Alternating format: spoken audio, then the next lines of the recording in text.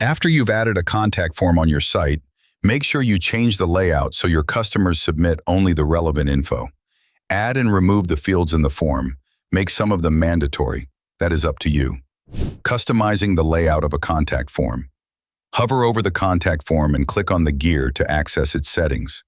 In the Items tab, press Add Field and select the fields you'd like to show in the form: email, date, checkbox, etc. To access the settings of the field, click on the gear next to it.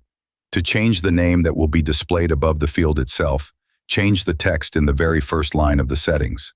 In the fields with placeholders, you can add text that will be displayed in these placeholders and disappear when the user starts to type something.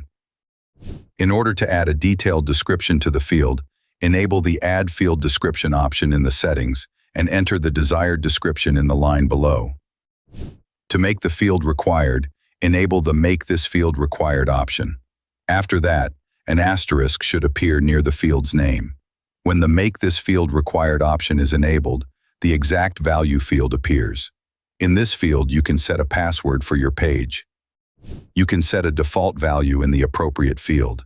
This text will already be entered in the field when the form opens, but the site visitor can delete or change what was entered in the default field.